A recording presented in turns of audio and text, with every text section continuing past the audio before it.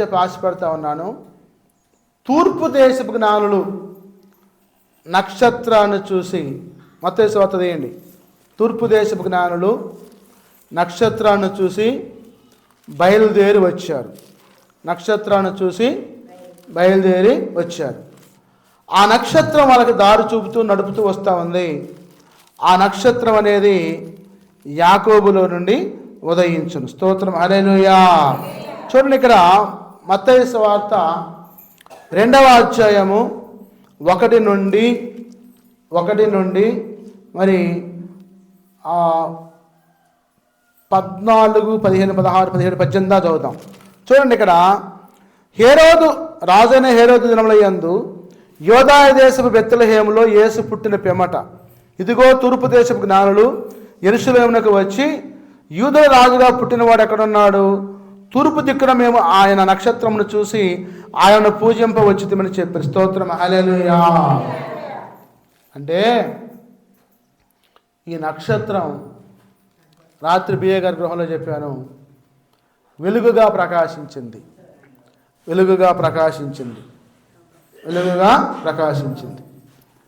ఈ నక్షత్రం చీకటి జీవితాలని, అంధకార జీవితాలని వెలుగుగా మార్చడం కోసం లోకంలోనికి వచ్చింది. నా ప్రియులారా, నక్షత్రం అంటే స్టార్. క్రిస్మస్ రోజున అందరూ కూడా ఇంటి మీద స్టార్ పెడతారంట, ఇంటి ముందంట బార్ పెడతారంట. కాబట్టి ప్రతి వాళ్ళు కూడా, ఒక ఆయన అంటున్నాడు నాతోటి, అసలు నేను మానేశాను, ముట్టుకోను, కానీ క్రిస్మస్ రోజు తాగుతా అంటున్నాడు. క్రిస్మస్ రోజు తాగుతా అంటే మానేసిన వాడు ఇంకా క్రిస్మస్ రోజు తాగదు, ఎందుకంటే యేసు ప్రభు పుట్టాడు కాబట్టి అంట. ఏమై మరి ఈస్టర్ రోజు ఎంత తాగాడంటే యేసు ప్రభు చనిపోయాడు కాబట్టి. మరి గుడ్ ఫ్రైడే రోజు అంట చనిపోతే తాగుతుందంట, ఈస్టర్ రోజు అంట లెగిస్తే తాగుతుందంట. అంటే తాగడం అనేది కామన్ అయిపోయింది. కాబట్టి ప్రియులారా, నక్షత్రం అనేది ఒక దారి చూపించేది. మొట్టమొదటి నక్షత్రం ఎందుకు వచ్చిందంటే ఇశ్రాయేలు కోసం, రెండవది పాపుల కోసం, మూడవది ధర్మశాస్త్రాన్ని నెరవేర్చడం కోసం, నాలుగవది పరిచర్య చేయడం కోసం. నేను మీ చేత పరిచర్య చేయడం కోసం వచ్చాను యేసు ప్రభు, పరిచర్య చేయడం కోసం. మరి ఐదవది సత్యాన్ని నెరవేర్చడం కోసం. ఆయన సత్యవంతుడు, నీతివంతుడు. కాబట్టి ఈ 5 కోణాల్లో నక్షత్రం ఈ లోకంలోనికి వచ్చింది. మొట్టమొదటి ఇశ్రాయేలు కోసం, రెండవది పాపుల కోసం, మూడవది ధర్మశాస్త్రాన్ని నెరవేర్చడం కోసం, నాలుగవది పరిచర్య చేసుకోవడం, ఐదవది సత్యం కోసం, ఆయన ఆరవది ప్రాణాన్ని విమోచన క్రయధనంగా మరణానికి అప్పగించడం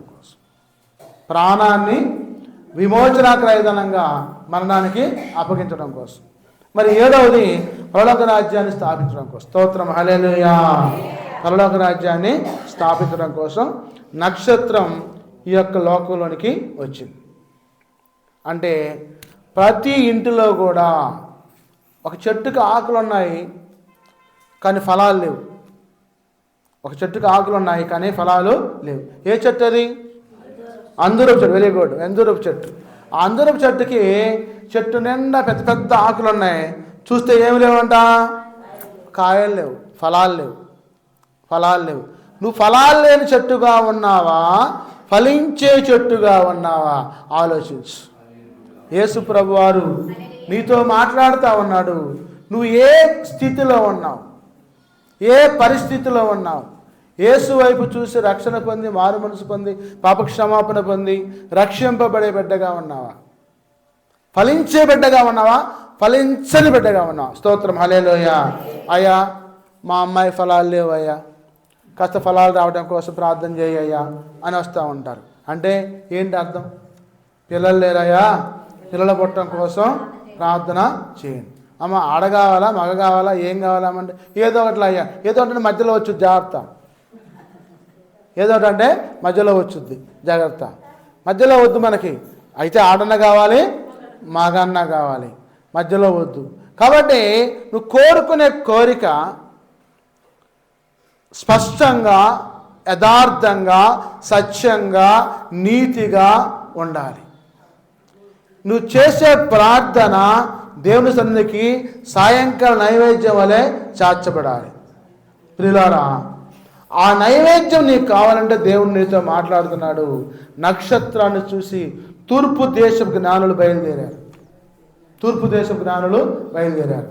బయలుదేరి వాళ్ళు పూజ చేయడం కోసం వచ్చామని చెప్పారు. అంటే సంఖ్యాశాస్త్రాలు, గణకశాస్త్రాలు, వేదశాస్త్రాలు వాళ్ళు మరి ఎన్నో వాటిని చూసుకొని తర్కించుకొని బ్రహ్మర్షి విశ్వామిత్ర భారతదేశం నుంచి బయలుదేరి వెళ్ళాడు. ఆ బ్రహ్మర్షి విశ్వామిత్ర ఇప్పుడు కూడా బ్రతికే ఉన్నాడు. హిమాలయాల్లో బ్రతికే ఉన్నాడు. మంచు గట్టి చుట్టూ లోపల గడ్డగా ఉండి బ్రతికే ఉన్నాడు. ఇప్పుడు చేపలు ఎర్ర సముద్రం 2 పాయలైందమ్మా. ఆ పక్క ఒక మంచుగడ్డ గోడ అయింది, ఈ పక్క ఒక మంచుగడ్డ గోడ అయింది. సముద్రం ఎట్టపాయలైంది అయ్యగారు అంటారంటే అట్టపాయలైంది. ఎట్టపాయలైందంటే మంచు గడ్డ గట్టి ఆ పక్క గోడ అయింది, ఈ పక్క గోడ అయింది. 6 నెలల ఇశ్రాయేలు నడుస్తూ ఉన్నారు. స్తోత్రం, హల్లెలూయా. ఈ మంచులోనంట తిమింగలాలు, పెద్ద పెద్ద చేపలు ఆపన్నే చూస్తూ ఉన్నాయంట. చనిపోవాలి. ఈ పిల్లలు ఏం చేశారు? పోయే పిల్లలు, దూర పిల్లలు వాళ్ళ దగ్గర నా కత్తులు తీసుకొని, ఊసలు తీసుకొని పొడుతున్నారంట. చేపలు పొడిసి బయటికి లాగుతున్నారంట. అంటే మంచులో ఉన్నా కానీ జీవి బ్రతకగలదు, జీవించగలదు. ఆ మంచుకు తగ్గ శరీరం మారిపోతుందంట మనది. స్తోత్రం, హల్లెలూయా. ఆ చేప ఎలాగైతే మారిపోయి మంచులో ఆపనే గడ్డగట్టి జీవిస్తూ ఉందో, మన శరీరం కూడా అవసరమైతే మంచుకి అనుకూలంగా మారుద్ది. మానవ శరీరం అండి ఎండాకాలం ఎండను తట్టుకుంటుంది, వర్షాకాలం వర్షాన్ని తట్టుకుంటుంది, శీతాకాలంలో చలిని తట్టుకుంటుంది. అన్ని కాలాలకు అనుకూలంగా శరీరం మారిపోద్ది. లేకపోతే మనిషి జీవించలేడు.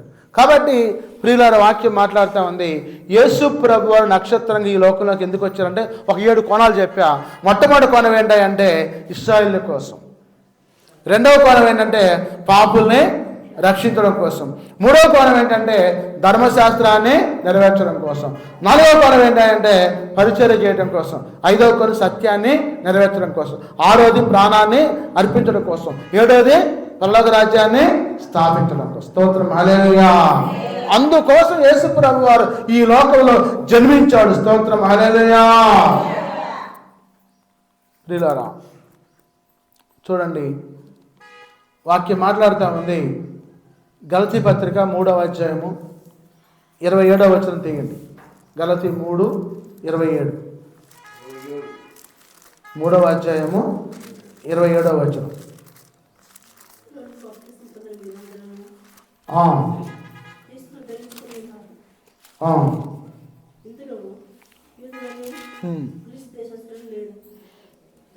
విశ్వాసం వల్ల దేవుని కుమారులై ఉన్నారు.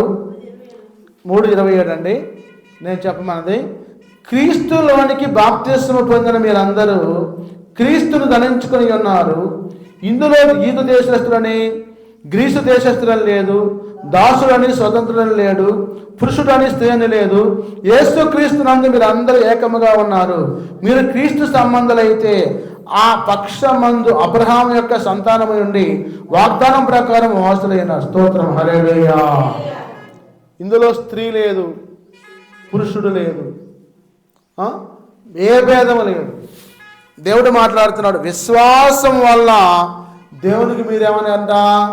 కుమారులై ఉన్నారంట. స్తోత్రం, హల్లెలూయా. విశ్వాసులకు తండ్రి ఎవరే అంటే అబ్రహాం. విశ్వాసులకు తండ్రి ఎవరంటే అబ్రహాం. అంటే విశ్వాసంతో 7 మారులు ఎరుకో గోడల చుట్టూ తిరిగినప్పుడు ఏమైపోయినాయి? కూలిపోయినాయి. ఈ నక్షత్రం కూడా 7 కోణాలతో నీతో మాట్లాడుతూ ఉంది. విశ్వాసంతో ప్రార్థన చేస్తే 7 కోణాల్లో దేవుడు మిమ్మల్ని రక్షించడం కోసం సిద్ధంగా ఉన్నాడు. అంటే మరి బాప్తిస్మం పొందిన మీరందరూ క్రీస్తుని ధరించుకున్నారంట. స్తోత్రం, హల్లెలూయా. ఎవరిని ధరించుకున్నారమ్మా? క్రీస్తుని. యేసు ప్రభుని మీ సొంత రక్షకుడిగా అంగీకరించి అన్నారు. ఎడబాయని నీ కృపా నన్ను విడువదు ఎన్నటికీ, ఎడబాయని నీ కృపా నన్ను విడువదు ఎన్నటికీ. యేసయ్యా నీ ప్రేమానురాగం నన్ను కాయును అనుక్షణం, యేసయ్యా నీ ప్రేమానురాగం నన్ను కాయును అనుక్షణం. ఎడబాయని నీ కృపా నన్ను విడువదు ఎన్నటికీ. శోకపు లోయలలో కష్టాల కొడగండ్లలో కడలేని కడలిలో నిరాశ నిస్పృహలో, శోకపు లోయలలో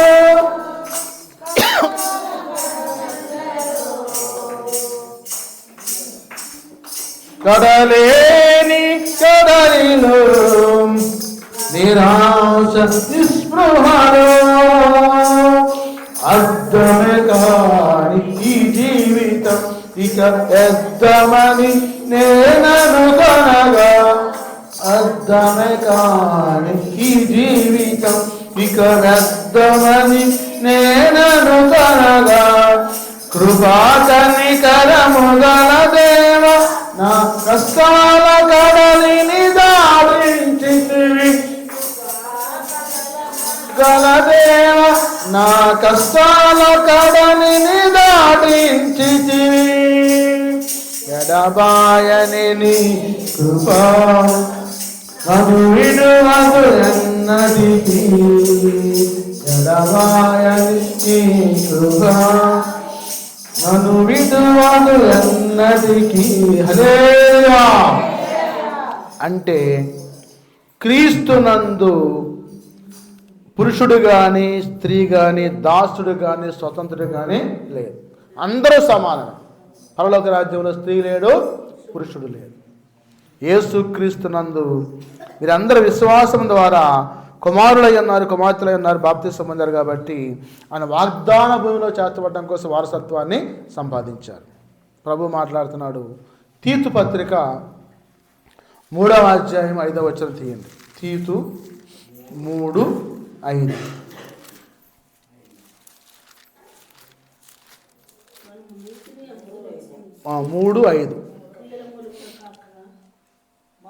మనము నీతిని అనుసరించి చేసిన క్రియల మూలముగా కాక తన కనికరము చొప్పున పునర్జన్మ సంబంధమైన స్నానము ద్వారాను పరిశుద్ధాత్మ మనకు నూతన స్వభావం కలుగజేయడం ద్వారాను మనలను రక్షించారు. స్తోత్రం. హల్లెలూయా. ఇప్పుడు యేసు ప్రభు వారు ఈ లోకంలో జన్మించి మనల్ని ఎందుకు రక్షించిందంటే ఆయన నీతిని అనుసరించి చేసిన క్రియల మూలముగా కాక తన కనికరము చొప్పున పునర్జన్మ సంబంధం స్నానము ద్వారాను పరిశుద్ధాత్మ మనకు నూతన స్వభావాన్ని కలిగి, అంటే బాప్తిస్వం ద్వారా. పునర్జన్మ సంబంధం స్నానం అంటే ఏంటమ్మా? బాప్తిస్వం. నమ్మి బాప్తిస్వం పొందిన వారు రక్షింపబడుదురు, నమ్మని వానికి శిక్ష విధించబడును. అదే మాట్లాడుతున్నాడు. యోహాను సువార్త 1వ అధ్యాయం 11వ వచనం తీయండి. యోహాను 1:11. యోహాను సువార్త 1వ అధ్యాయము 11వ వచనం తీయండి. ఆయన తన స్వకీయుల వద్దకు వచ్చెను, ఆయన స్వకీయులు ఆయనను అంగీకరింపలేదు. తను అందరు అంగీకరించిన అందరికీ, అనగా తన నామమునందు విశ్వాసం ఉంచిన వారికి దేవుని పిల్లలకు ఆయన అధికారము అనుగ్రహించను. స్తోత్రం. హల్లెలూయా. అంటే యేసునందు ఎవరైతే విశ్వాసం ఉంచారో వారందరినంట ఆయన పిల్లలుగా అంగీకరించడం కోసం ఆయన ఒప్పుకున్నాడంట. అందుకే ఆది యందు వాక్యం ఉండెను, వాక్యము దేవుని యొద్ద ఉండెను, వాక్యము దేవుడై ఉండెను, ఆయన ఆది మూలముగా ఆది యందు దేవుని యొద్ద ఉండెను, సమస్తము ఆయన మూలముగా కలిగను. కలిగినది ఆయన లేకుండా కలగలేదు. ఆయనలో జీవం ఉండెను, ఆ జీవం మనుషులకు వెలుగయ్యును, ఆ వెలుగు చీకటిలో ప్రకాశించును కానీ చీకటి దాన్ని గ్రహింపకపోయినాను. చూసారా? తండ్రి అన్న దేవుని యొక్క కుమారుడని యేసు ప్రభు వారు ఆది అందే ఉన్నాడు, ఆత్మస్వరూపిగా ఉన్నాడు. ఆత్మస్వరూపి అంటే చూడండి ఇక్కడ 14వ వచనంలో, ఆ వాక్యము శరీరధారి అయి కృపాసత్య సంపూర్ణుడుగా మన మధ్య నివసించను, తండ్రి వలన కలిగిన అద్వితీయ కుమారుని మహిమ వలె మనం ఆయనను మహిమను కనుగొను. స్తోత్రం, హల్లెలూయా. కాబట్టి వాక్యమై ఉన్న దేవుడు శరీరాన్ని ధరించుకొని ఈ లోకంలోకి యేసు ప్రభుగా వచ్చాడు. యేసు అంటే రక్షకుడు, రక్షించేవాడు. రక్షకుండు దయించినాడట మన కొరకు, పరమ రక్షకుండు దయించినాడట. హల్లెలూయా. ఆయన ప్రతి హృదయంలో కూడా, ప్రతి మనిషిలో కూడా హృదయించి జీవింపజేయడం కోసం వాక్యమైన దేవుడు. మత్తయి సువార్త 20వ అధ్యాయము 28వ వచనం తీయండి. 28. 28. అలాగే మనుష్య కుమారుడు పరిచారం చేయించుకున్నకు రాజే కానీ పరిచారం చేయటకు అనేకులను ప్రతిగా విమోచన క్రయతనంగా తన ప్రాణమును ఇతడుకు వచ్చినని చెప్పి. స్తోత్రం, హల్లెలూయా. అంటే చూడండి, ఇక్కడ 4వ మాట చెప్పాను, నక్షత్రం 4వ మాట, పరిచర్య చేయడం కోసం వచ్చాడు, విమోచన క్రయతనంగా వచ్చాడు. మత్తయి సువార్త 20వ అధ్యాయం 28వ వచనంలో మాట రాయబడ్డది. కాబట్టి మనందరి కోసం ఆయన క్రయధనంగా ప్రాణాన్ని అర్పించడం కోసం ఈ లోకంలోనికి వచ్చాడు. ప్రియులారా, చూడండి ఇక్కడ 1 తిమోతి 1వ అధ్యాయము 15వ వచనం తీయండి.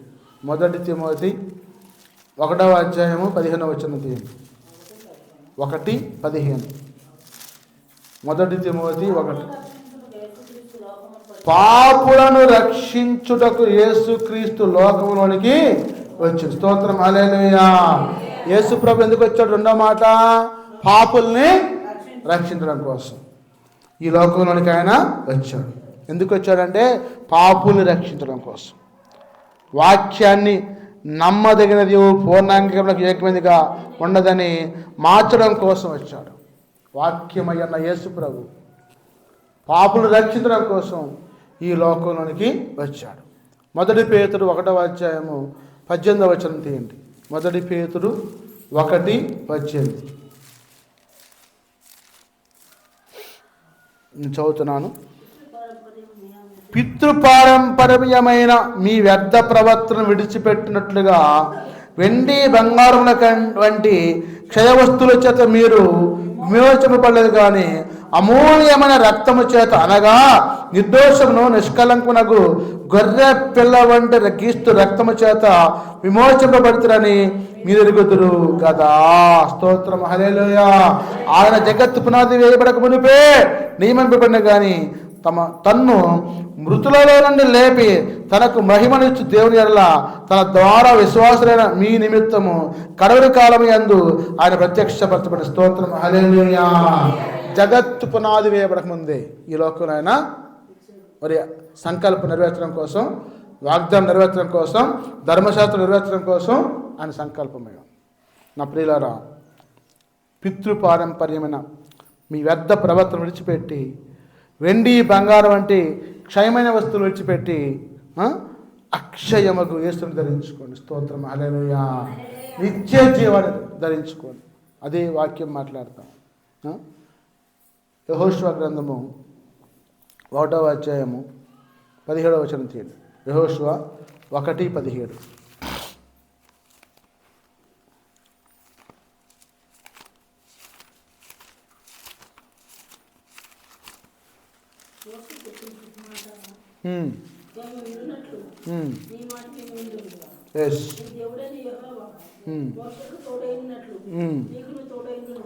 మోషే చెప్పిన ప్రతి మాట మేము వినినట్లు నీ మాట విందుము. నీ దేవుడని యెహోవా మోషేకు తోడైనట్లు నీకు నువ్వు తోడైనగాక. స్తోత్రం, హల్లెలూయా. చూసారా, మోషేకి తోడైన దేవుడు మనకు కూడా తోడై ఉన్నాడండి. ఆనాడు మోషేను విడిచిపెట్టలేదు, యెహోషువను విడిచిపెట్టలేదు, మనల్ని కూడా విడిచిపెట్టాడు. అందుకని మన పితరుల దేవుడు మరి నిబ్బరము కలిగి ధైర్యం తెచ్చుకునవలెను అని యెహోషువకి ఉత్తరం ఇచ్చారు. నిబ్బరంగా ఉండయ్యా, ధైర్యంగా ఉండు, తొందరపడకు. కాబట్టి దేవుడు మీతో మాట్లాడుతున్నాడు. యోహాను సువార్త 18వ అధ్యాయము 38వ వచనం తీయండి. యోహాను 18:38. యోహాను 18:38. యేసు విన్నట్లు నేనే రాజునని సత్యమును గూర్చి సాక్ష్యమిచ్చుటకు నేను ఇప్పుడు స్తోత్రం హల్లెలూయా. ఇది 5వ కోణం. యేసు ప్రభు వారు సత్యం గురించి సాక్ష్యాన్ని ఇవ్వడం కోసం ఈ లోకంలో జన్మించాడు. సత్యం గురించి సాక్ష్యం ఇవ్వడం కోసం జన్మించాడు. అంటే సాక్ష్యం ఇచ్చడానికి నేను పుట్టితిని, ఇందు నిమిత్తమే ఈ లోకంలోకి వచ్చి తిని, సత్య సంబంధమైన ప్రతి వాడు నా మాట వినను. అందుకు పిలాతు సత్యమునగా ఏమిటనగా ఆయనతో అనను. అందుకు ఆ మాట చెప్పి బయట ఉన్న యూదులు ఎదురు తిరిగి వెళ్ళి అతని యందు ఏ దోషం నాకు కనబడలేదు. ఆ సత్యమే యేసుప్రభు. ఒక్క మాటైన అబద్ధం మాట్లాడే వ్యక్తి కాదు, సత్యాన్ని మాట్లాడేవాడు. కాబట్టి ప్రభు మీతో మాట్లాడుతూ ఉన్నాడు. అదే మత్తయి సువార్త 5:17 తీయండి. 5:17. 5వ అధ్యాయము 17వ వచనం. మత్తయి సువార్త.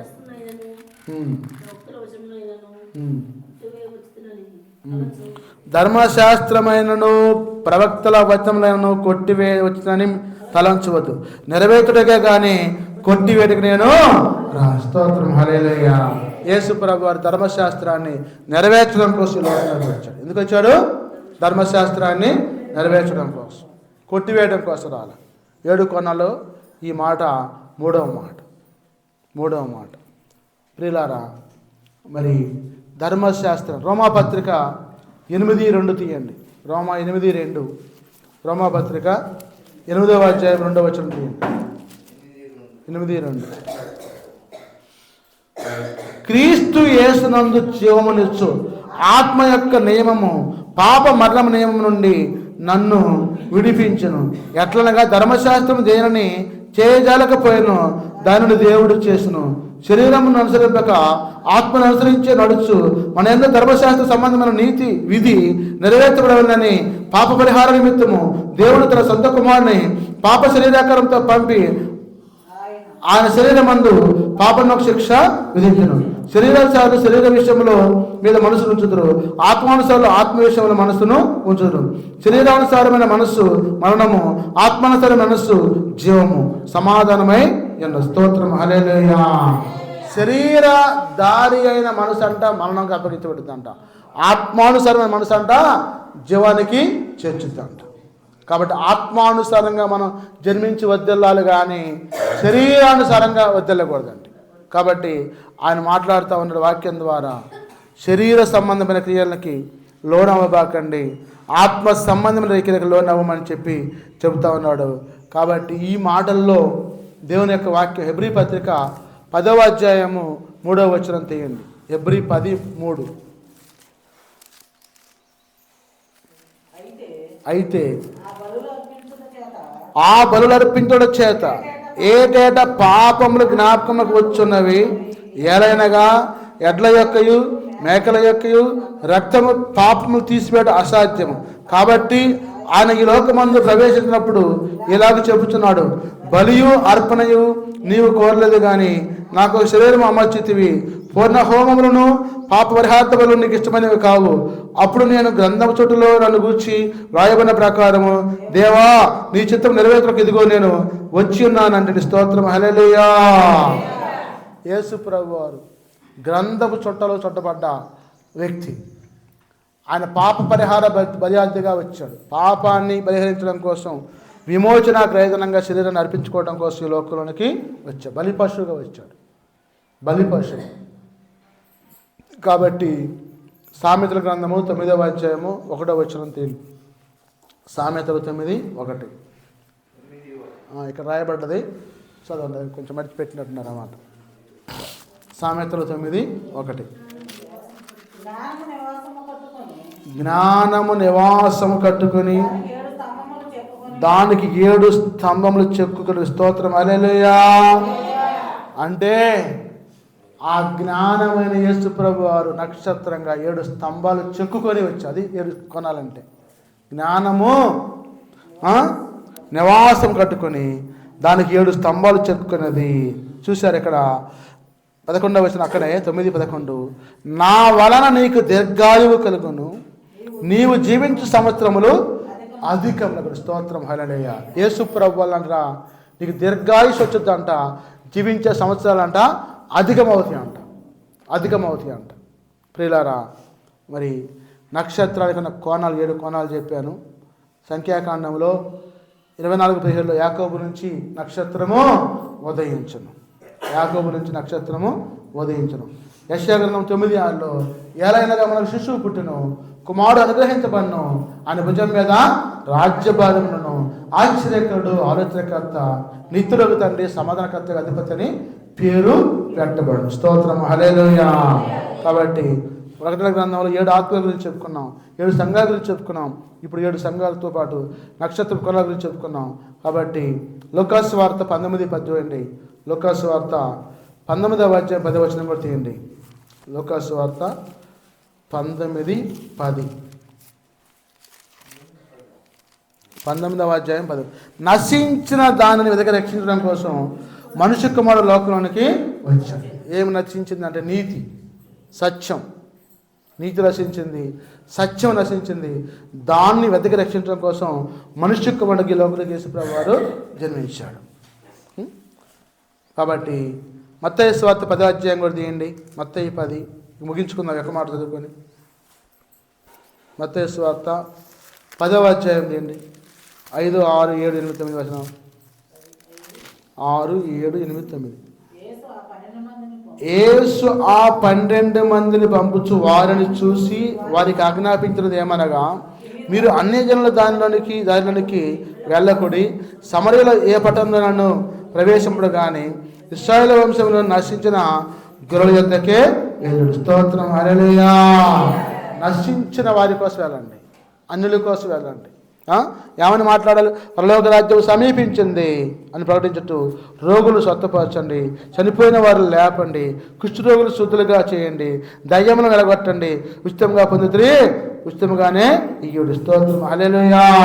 మీ సంతుల్లో బంగారమైన, వెండి, రాగిను, ప్రయాణం కొరకు జోలలేను, 2 అంగీలను, చెప్పులేను, చేతికర్రను సిద్ధపరచుకొనకుడి, పనివాడు తన ఆహారమునకు పాత్రుడు కాడ. హల్లెలూయా. ఉచితంగా పొందేవారు ఉచితంగా పొందుకోండి, ఉచితంగా ఇవ్వండి. ప్రభు మాట్లాడుతున్నాడు.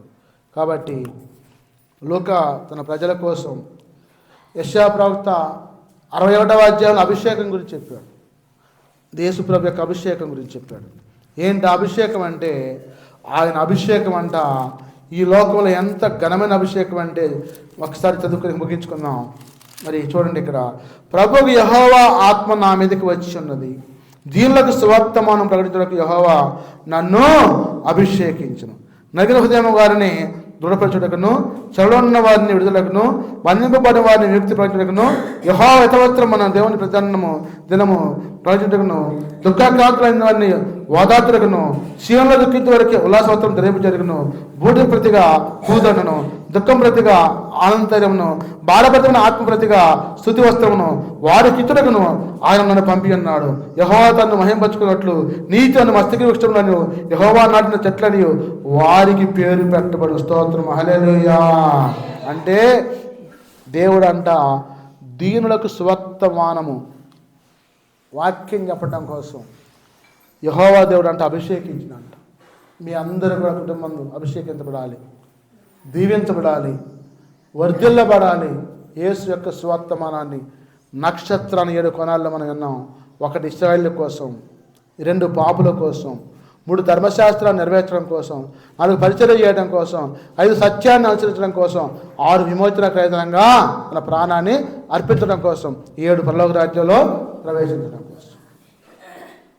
కాబట్టి ఈరోజు నువ్వు తీర్మానం చేసుకొని మరి 7 కోణాల్లో నీ జీవితాన్ని అర్పించుకొని నశించిన దాన్ని రక్షించే దేవుని అతను మలుకొని మరి రక్షణ మార్గం వైపు ప్రయాణం చేయి.